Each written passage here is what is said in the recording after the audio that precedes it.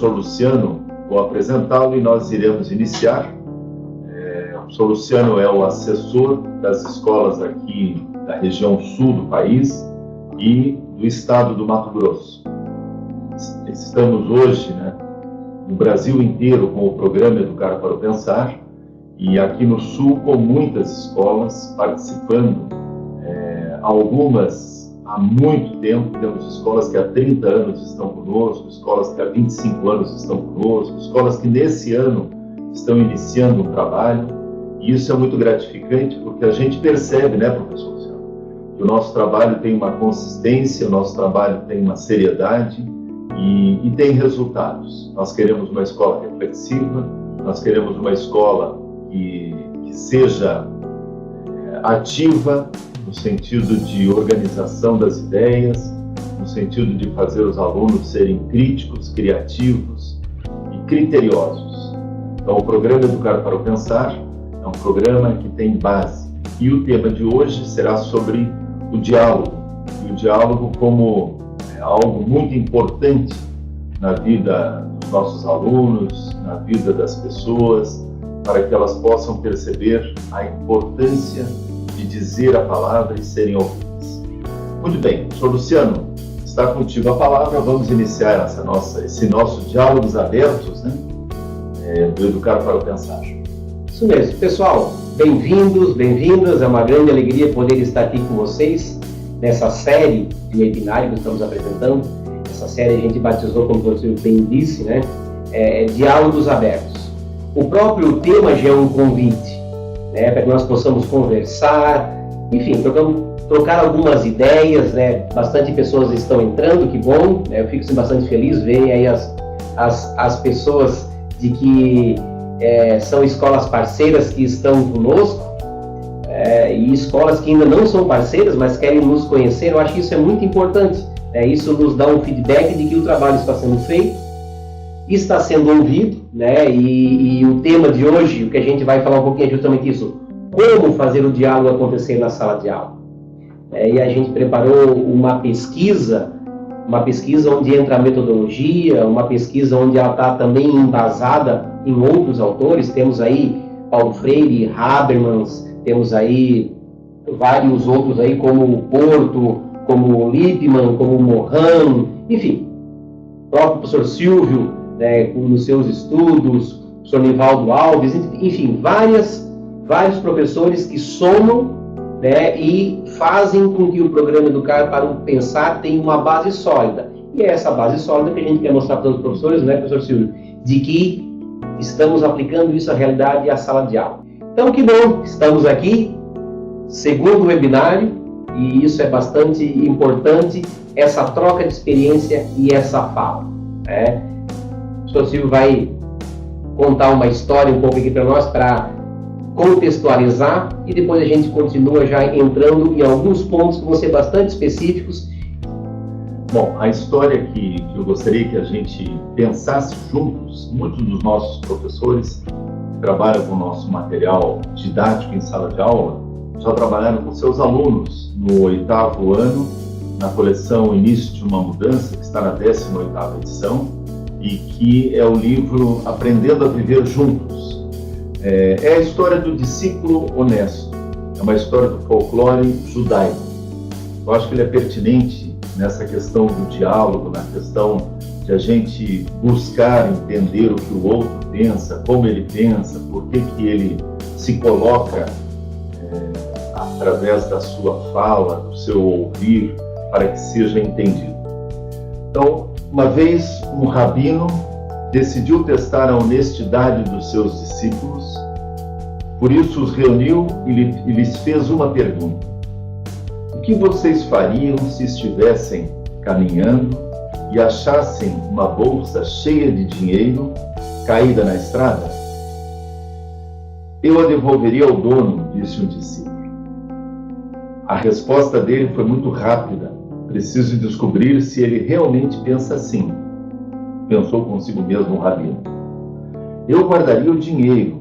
Se ninguém me viesse buscá-lo, encontrá-lo, disse o outro. Ele tem uma língua fraca, mas um coração mau, o rabino falou consigo mesmo. Um terceiro disse: bem, Rabino, para ser honesto, acredito que eu ficaria tentado a guardá-lo. Por isso, eu rezaria a Deus pedindo que me desse forças para resistir a tal tentação e para fazer a coisa certa. Ah, pensou Rabino, eis o homem no qual eu posso confiar. Então, a partir dessa história, eu acho que a gente pode começar a pensar nesse diálogo, né, onde a gente coloca o que a gente pensa, o que a gente é, como a gente é. Né? Wittgenstein, filósofo da linguagem, dizia isso. Né? As pessoas, quando convivem, elas não precisam mais dizer a palavra. Por quê? Porque elas estiveram tanto tempo juntas que uma conhece o que a outra está pensando. Nós estamos querendo que isso aconteça em sala de aula. E por isso o tema de hoje, né, professor Sam, como fazer o diálogo acontecer em sala de aula? E quais são as estratégias, quais são os caminhos? E é isso que o senhor vai colocar para que a gente possa refletir, né, professor Sam? Isso, professor Silvio. Então, introduzindo o tema, partindo também desta história, né, de acordo com, claro, as nossas pesquisas e as bases do programa Educar para o Pensar, hoje aqui nós vamos tentar falar um pouquinho sobre justamente isso. Como fazer o diálogo acontecer na sala de aula. Percebam, caros amigos, educadores e amigas, né, percebam de que esse tema, ele tem a sua complexidade como algo a ser aprofundado, mas ele também tem a sua prática a ser executado. E hoje o nosso laboratório é a sala de aula. Todos nós temos essa experiência de sala de aula, professores que nos acompanham, nós saímos da sala de aula. E nesse sair da sala de aula a gente traz algumas características. Então, respondendo esta pergunta de como fazer acontecer o diálogo, pode ser que surgiram outras perguntas.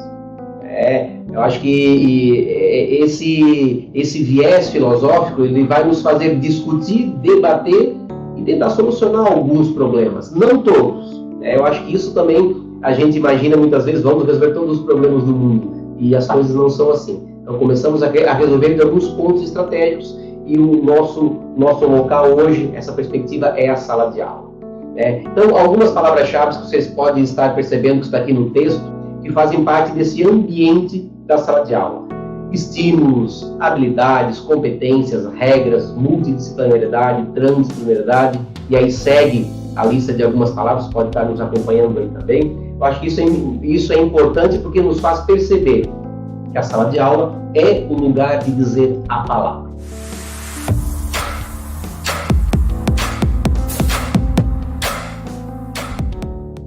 O Sr. Silvio utiliza muito essa frase, né? A sala de aula é o lugar de dizer a palavra. Porque a palavra é onde faz acontecer todo o processo da aprendizagem. Aí depois eles vão acompanhando conosco também. Então, para tentar responder essa pergunta, ou para debater mais esta pergunta, tem 3 grandes temas aqui que se enquadram nesta pergunta. A sala de aula é um lugar de dizer a palavra, falar e expor as ideias de todos. A qualidade da comunicação, ou seja, o diálogo e a compreensão dos conteúdos. E o terceiro ponto, passos para fazer acontecer esse diálogo na sala de aula. Então são 3 pontos que estão aqui, depois eles vão se desdobrar em mais algumas ações. É complexo falar, né, professor, de sala de aula. Cada professor tem a sua maneira de ser, o seu jeito de fazer a sua aula acontecer. Mas uma coisa, até no último webinário que nós estávamos falando, começar bem, metade do caminho, nós chamamos a atenção uma palavra-chave, que eu continuo citando aqui: planejamento. Então, mesmo cada professor tendo o seu jeito e a sua maneira de preparar as suas aulas, de dizer a palavra, de tentar fazer compreender, de formar a comunidade de aprendizagem, o planejamento é universal. Temos que nos preparar para levar esta palavra e que ela seja compreendida na sala de aula. A filosofia da linguagem, o próprio Wittgenstein chegou a um ponto e disse que tudo está resolvido, porque ele imaginou, enfim, a palavra e o diálogo vai resolver os problemas da filosofia. E não foi bem assim. Vemos aí que estamos até hoje, muitos anos depois, tentando trazer à realidade esse tipo de pensamento. Então a sala de aula continua sendo um lugar onde se aprende, um lugar de dizer a palavra, um lugar da experiência, o lugar da pesquisa, o lugar da investigação e por aí vai. Então, aqui no primeiro ponto, nós tentamos responder essa pergunta com uma outra pergunta. Quais atribuições do professor? Então, o programa Educar para o Pensar, ele já parte, e muito bem escrito também na tese do professor Silvio, quando ele coloca o programa Educar para o Pensar, filosofia para crianças, ou viés reflexivo filosófico para crianças, adolescentes e jovens, justamente isso. O professor se torna um mediador do conhecimento, um mediador da palavra. Acho que isso é importante. Não podemos perder esse fio, que é um fio condutor que vai perpassar todos os materiais e todo o programa.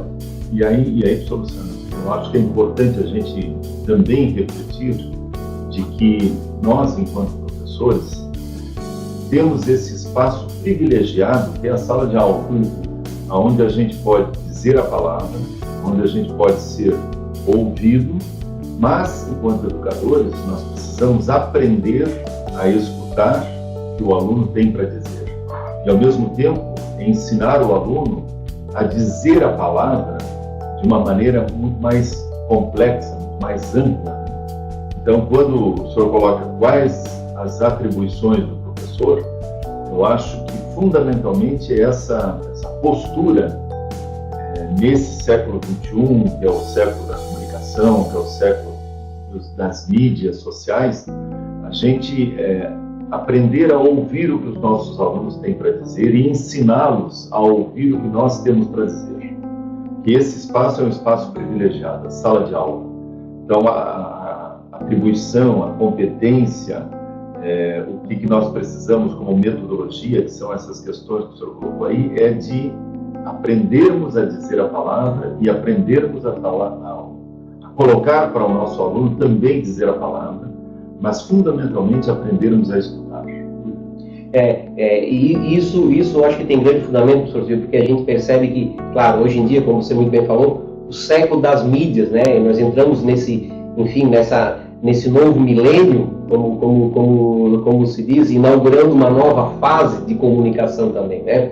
Só que, claro, a gente percebe que, no lugar de dizer a palavra, o professor faz uso de diversas metodologias, clareza no que ele fala, pesquisa, a aprendizagem sempre, é preciso tomar cuidado para que isso não interfira, né? E para que isso não seja algo que não nos faça ser compreendido.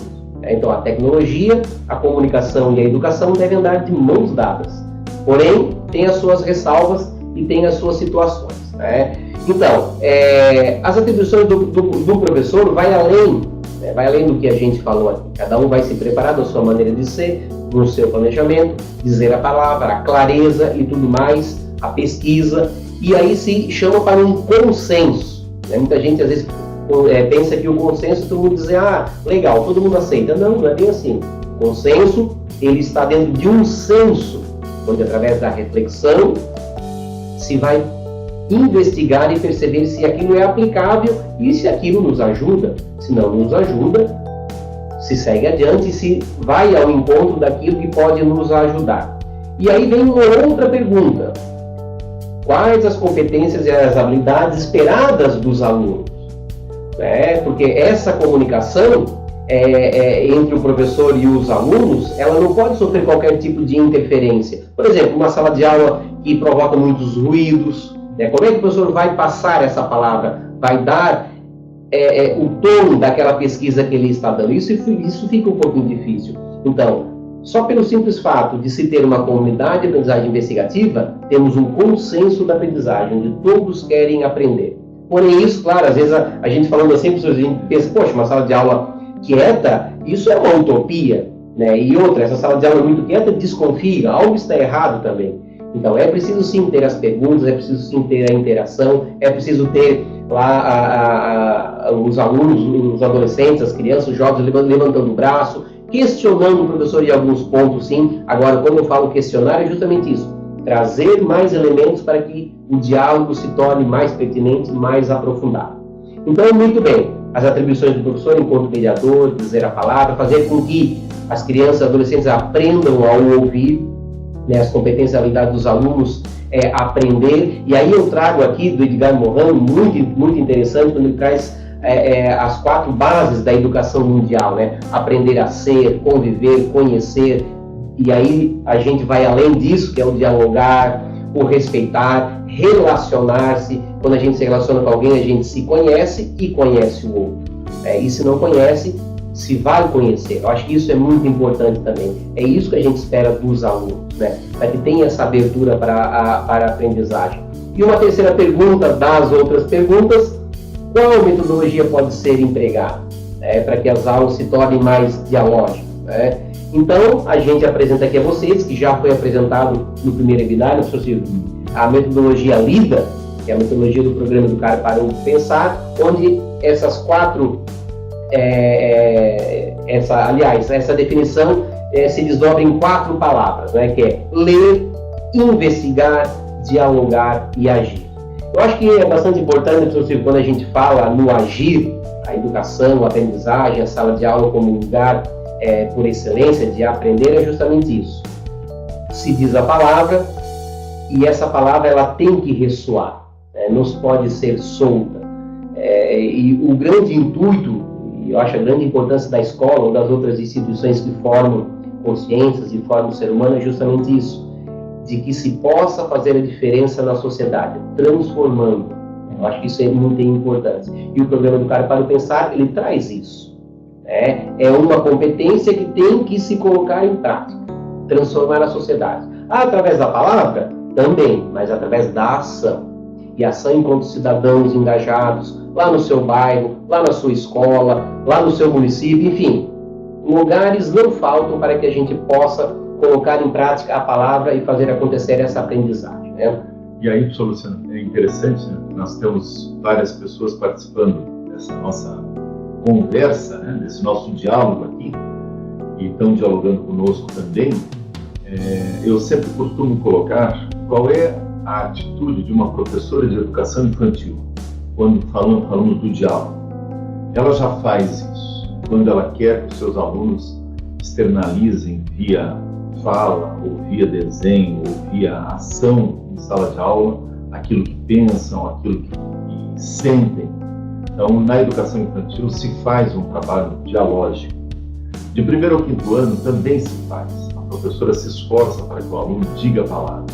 E a gente costuma dizer, né, quando em formação com os professores, que de 1º ao 5º ano, e nós estamos falando aqui da sala de aula como lugar privilegiado para dizer a palavra, para expor as ideias a todos. De 1º ao 5º ano, a postura da professora é muito mais pedagógica do que filosófica. Pedagógica no sentido de dar o entendimento de que eu preciso escutar o outro, de que existem as regras, de que eu posso falar, de que é minha hora, de que agora eu não vou poder falar, agora tem outras questões que eu tenho que fazer. Então, a postura da professora de 1º ao 5º ano, educação infantil ao 5º ano, ela é muito mais pedagógica do que filosófica. Temos professores de 6º ao 9º ano trabalhando no programa Educar para o Pensar. Qual é a postura desse professor? No de 6º ao 9º ano, em ensino médio, a gente tem colocado que a postura não é tanto pedagógica, mas filosófica. E aí eu vou dar um exemplo.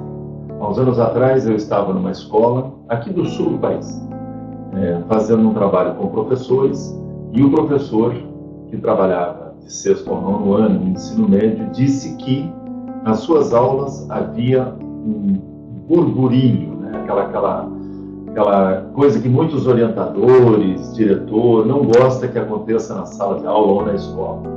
E ele então disse que aquilo fazia parte da aula dele. Ele precisava que os alunos se entusiasmassem na discussão das ideias e até tentassem fazer com que a discussão fosse calorosa. E ele estava dando uma aula, e ele contando isso para todos os professores da escola. Ele estava dando uma aula e era uma discussão polêmica, e os alunos estavam tão fortes na discussão, tão entusiasmados, que eles começaram a falar alto e ficar de pé, e passou uma coordenadora e achou que a questão era de não controle, né, do que estava acontecendo. E o professor então saiu e disse para ela: não, deixa eles discutirem, porque é o calor das ideias. E aí precisa sim que haja esse não pedagógico, né? pedagógico no sentido de disciplina. Então isso faz parte, por isso que é um lugar privilegiado de dizer a palavra. Claro que nós temos uma metodologia, claro que a gente quer aprender a conviver, a conhecer, a dialogar, claro que a gente tem aí um senso de pesquisa e aprendizagens, como o senhor colocou, mas é o momento de a gente dizer a palavra e defender as ideias. E imagine se isso fosse possível ser feito na aula de matemática, na aula de português, na aula de ciências, na aula de educação física, em que os alunos defendessem as suas ideias sabendo dialogar. E aí vem o outro ponto que o senhor vai colocar agora, que é a qualidade da comunicação. Claro que a gente tem que aprender a dizer e como dizer a palavra, sem dúvida nenhuma.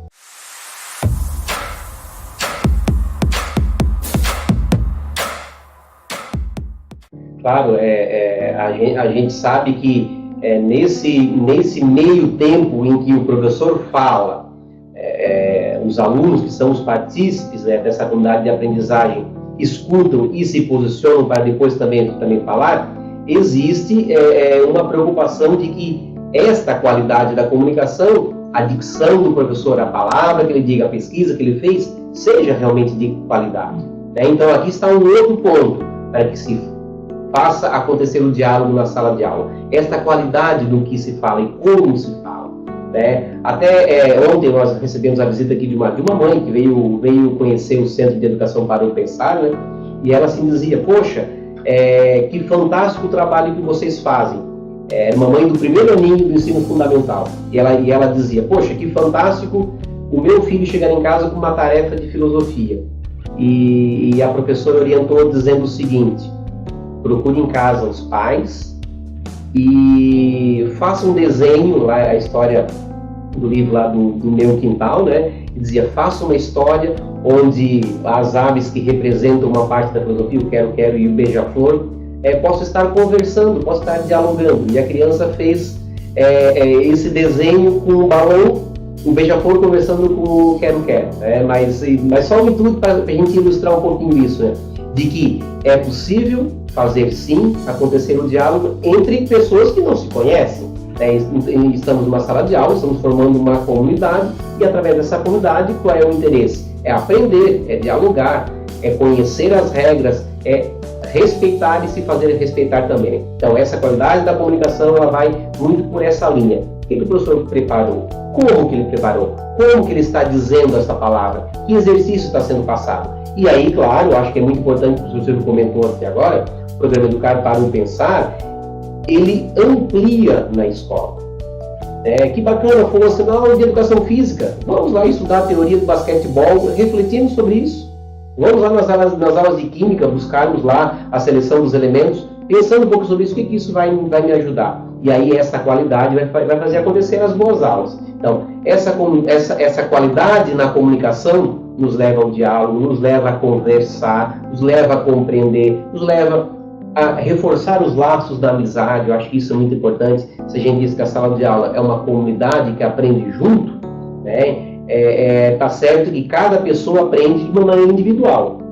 Porém, é pela comunicação e é na comunidade de inter-relações que a gente aprende mais ainda e focaliza aquilo que foi dito.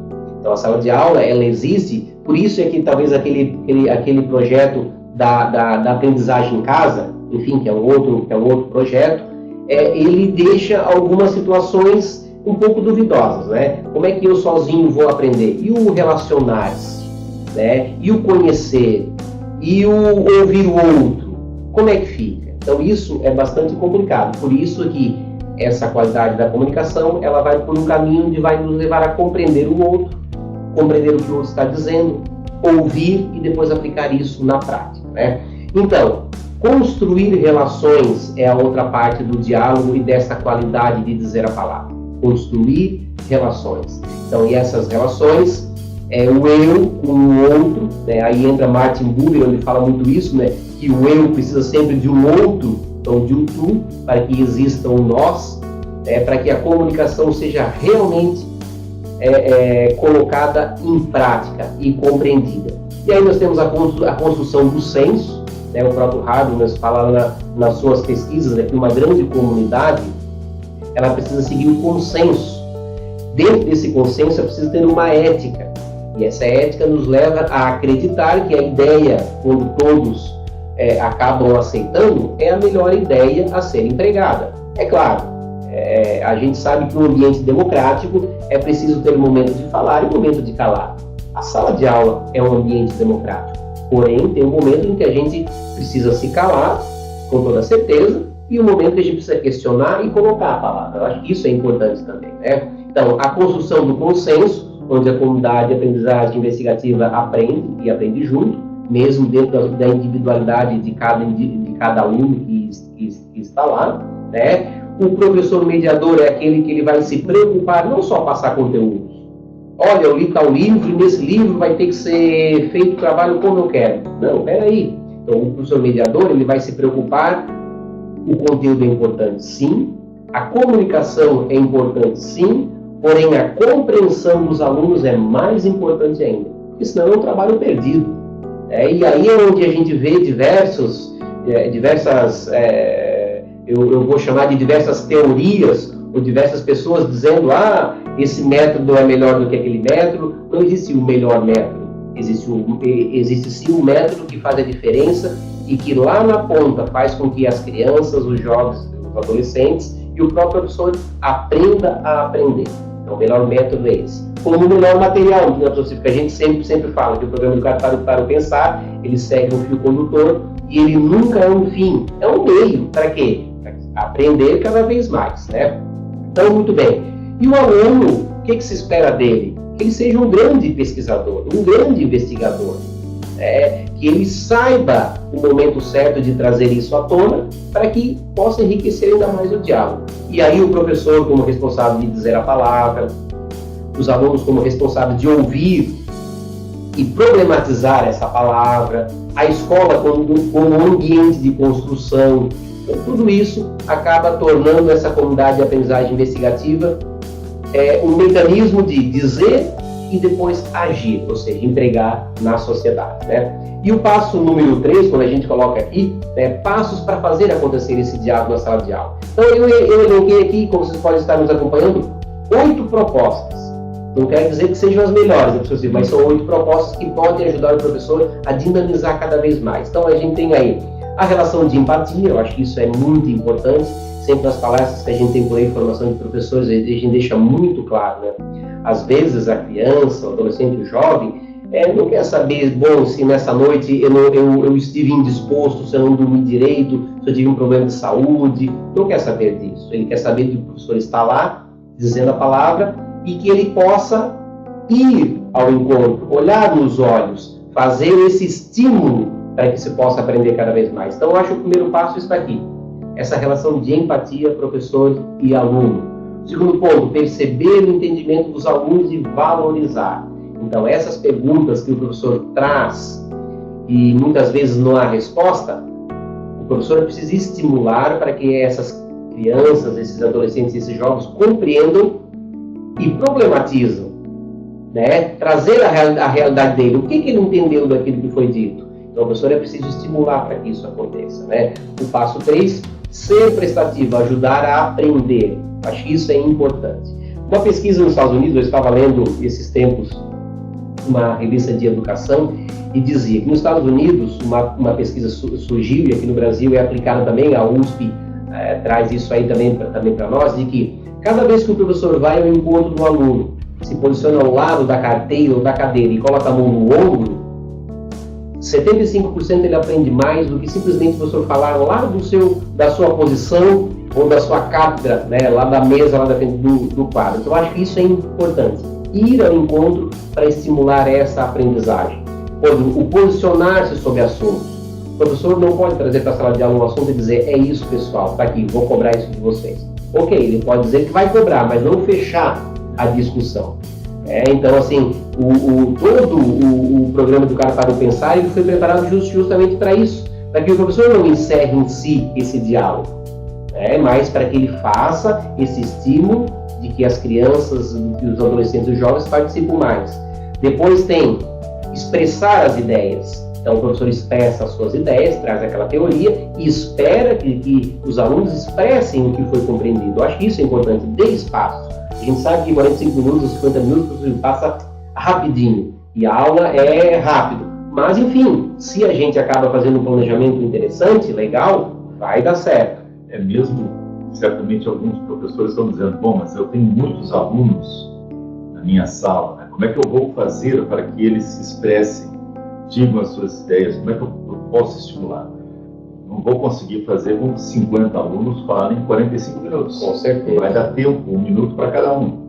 Mas o fato é que a gente tem que desenvolver, tem que ir atrás daqueles alunos que habitualmente não dizem a palavra em sala de aula, para que eles comecem a se expressar e percebam que ao dizer a palavra, eu, professor, que o desafiei, estou escutando o que ele está dizendo e escutando numa atitude de física, né? Eu parei tudo para escutar o que ele está dizendo. Então isto vai fazer com que esse aluno comece a querer dizer a palavra sim. E quando a gente diz que a sala de aula é um lugar para dizer a palavra, a gente está querendo dizer o quê?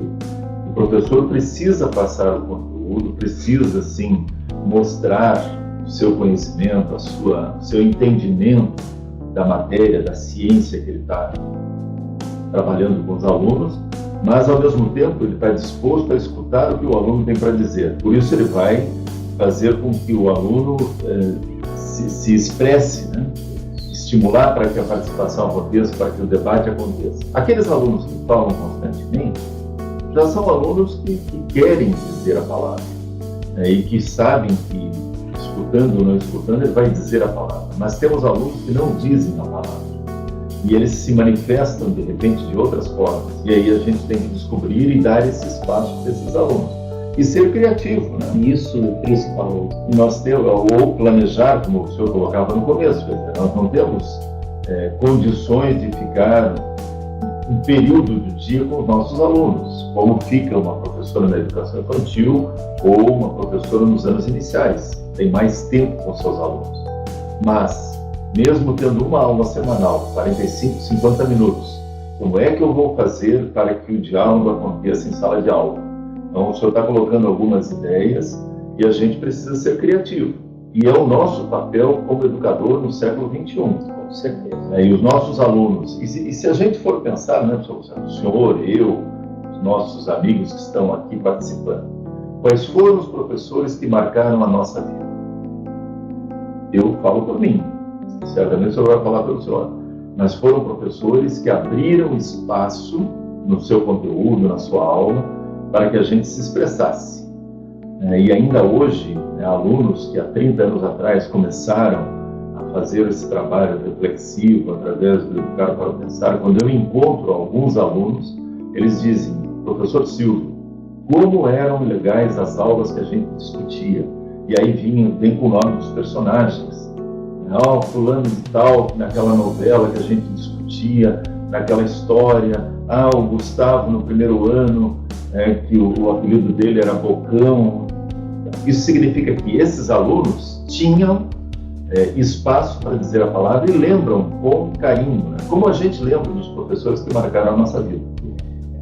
Então, claro, a gente sabe que a sala de aula ela vai marcar para o resto da vida essa passagem das crianças que vão se tornar adolescentes, que vão se tornar jovens e adultos depois. Né? Então, só rapidamente, só para que a gente feche esse terceiro ponto, os pontos que foram ditos como uma maneira de tornar mais participativa a sala de aula. Né? Então, relação de empatia, perceber o entendimento e valorizar, ser prestativo, não só ser prestativo, ir ao encontro dele, né?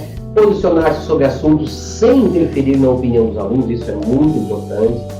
Expressar as ideias e estimular que as crianças expressem essas ideias também. E aí, claro, como nós conversávamos, mais quietos, muitas vezes precisam de um estímulo. E aí vai do professor perceber isso e fazer acontecer.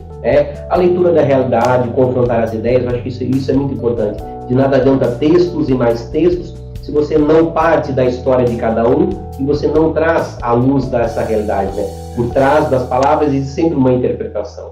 Acho que isso tem que ser percebido também. Né? Desafiar, eu acho que isso é importante, o professor deve sempre terminar a sua aula com um desafio para as crianças, para os adolescentes, para os jovens. Que tipo de desafio? Alguma coisa que eles possam construir. Um texto, um paper, um trabalho, enfim, alguma coisa um pouco mais prática. Eu acho que isso é importante. E avaliar sempre.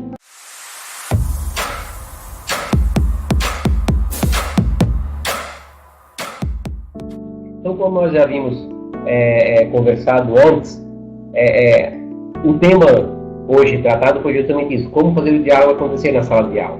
E a gente trouxe alguns pontos, eu acho que é importante lembrar, né? Sala de aula é um lugar de dizer a palavra, a qualidade da comunicação e alguns passos para que essa comunicação seja realmente ou chegue aos interlocutores da melhor maneira possível. E aí a gente elencou 8 pontos, como vocês podem ver no slide aí, podem acompanhar também, né? No próximo slide, até a gente vai falar um pouquinho desses passos estratégicos para fazer acontecer esse diálogo na sala de aula. Esses passos estratégicos, como vocês podem acompanhar aqui, é justamente isso. O que eu já havia dito para vocês como síntese, né? Comunicação, dizer a palavra e planejamento. Ou ao contrário, planejamento, dizer a palavra e a qualidade da comunicação. Então essa criatividade, a empatia, organização das atividades, investigações, correr riscos aqui no sentido de que o professor ele pode dizer que está errado. Olha, gente, eu não sei sobre esse assunto, sobre essa pergunta eu não tenho condições de responder agora, eu vou procurar e vou trazer a resposta na próxima aula. O professor não se pode dizer como alguém infalível. Não, ele é falível sim. Eu acho que o processo de aprendizagem requer isso. Erros e acertos. Embora em aprendizagem eu chamo muita atenção de que a palavra erro talvez não seja muito bem empregada. Mas nós podemos trocar a palavra erro por, bom, a sua afirmação é válida ou a sua informação não é válida. Acho que isso é importante para a gente não desestimular também o interlocutor quando quer nos questionar ou quer também trazer um elemento novo na comunicação. Essa igualdade do aprender que a gente coloca aqui, vocês podem nos acompanhar.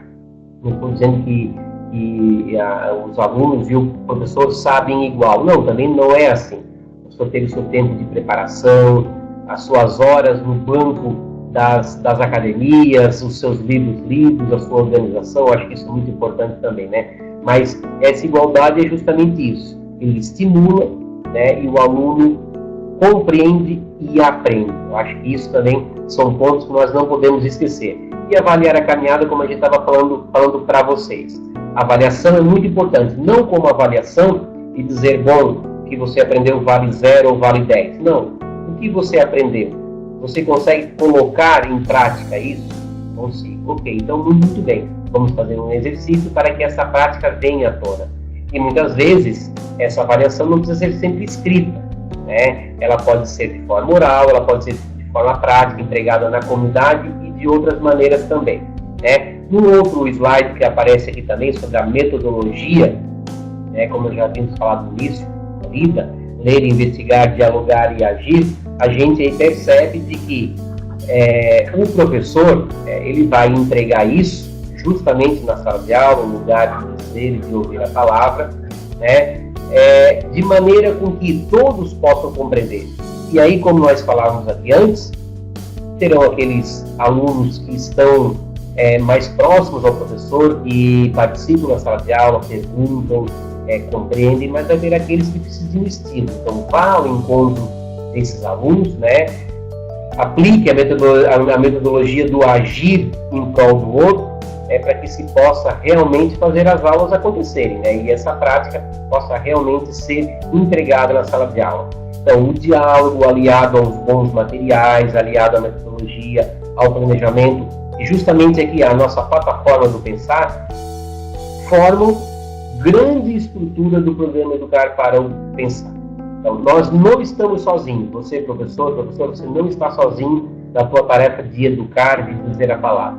O programa Educar para o Pensar está preparado para estar contigo, mesmo remotamente, né? Dentro de alguns dias nós estaremos passando nas escolas parceiras também, visitando, conversando com os professores, mostrando que o ato de dizer a palavra e ouvir a palavra, ele não acontece só lá dentro da sala de aula. Claro, a sala de aula é um lugar por excelência, mas nós vamos ao encontro e também convidar professores, alunos e várias escolas, pais, a conhecerem um pouquinho mais esse desafio que a gente tem, né? De fazer mais e fazer melhor em prol da educação.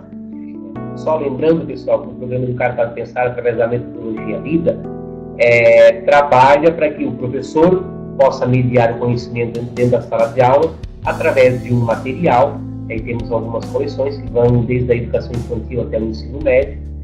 Qualquer um de vocês que quiserem conhecer um pouquinho mais, só entrar lá no nosso site, www.prosoft.com.br, ver o que nós preparamos para vocês. Tem algumas mídias que a gente também disponibiliza para vocês: Jornal Corujinha, Facebook, Twitter, páginas, revistas de pesquisa. Olha que isso é muito importante também, vocês perceberem que o programa Educar para Pensar, o Centro de Educação para o Pensar, é feito de pessoas e ao longo desses 30 anos, essas pessoas fazem o que for preciso para que a educação seja aprendida e compreendida da melhor maneira possível. Então a gente agradece a todos vocês que estão conosco aqui, que participaram. Outros webinários virão e a gente convida vocês, fiquem atentos, vocês receberão esses convites também. Aí em maio teremos outro, muito próximo a isso que nós estávamos falando, né? Essa maneira de fazer o dialogar e o aprender na sala de aula. Então fiquem atentos, vocês estarão recebendo convites via Facebook, via WhatsApp e outras mídias aí também, né? Para que vocês possam participar. Mais uma vez agradeço, muito obrigado. O Silvio vai dar uma palavra para vocês também, para que nós possamos cada vez mais caminharmos juntos, poder acontecer o diálogo na sala de aula e na nossa história. Obrigado. Estamos chegando ao fim desse nosso webinário com o professor Luciano, e eu só queria dizer para você que esteve aqui conosco, está aqui conosco, que na plataforma do Pensar, os slides que o professor Luciano preparou com conteúdo, como fazer esse diálogo acontecer em sala de aula, mais um outro texto, para que a gente possa, durante o mês de maio, estudar e entender como se faz e por que nós queremos que a sala de aula seja um espaço de diálogo, um espaço reflexivo, um espaço onde cada um de nós pode dizer a palavra e pode ser ouvido. O programa Educar para o Pensar é um programa que há 30 anos desenvolve essa metodologia LIDA junto aos professores, junto às crianças, aos adolescentes e jovens. Então, nos acompanhe, porque nós queremos que você faça parte desse trabalho. E nós contamos com você, assim como você pode contar conosco. Eu queria agradecer imensamente ao professor Luciano, assessor aqui da região Sul e do Mato Grosso. Agradecer a você que se inscreveu para participar desse diálogos abertos, Educar para o Pensar, todos que estão conosco, nos acompanhando e sonhando esse sonho que nós sonhamos e queremos que seja realidade. Estamos transformando em realidade em muitas comunidades educativas, muitas escolas, com muitos educadores por esse Brasil afora, e queremos você junto conosco, tá bom? Então, um forte abraço, meu e do professor Luciano, e de toda a equipe de assessores que está aqui em Florianópolis. E como o professor Luciano falou, daqui a uns dias estaremos indo para a sua escola e participando lá na sua escola. Certo, pessoal? Grande abraço e até a próxima.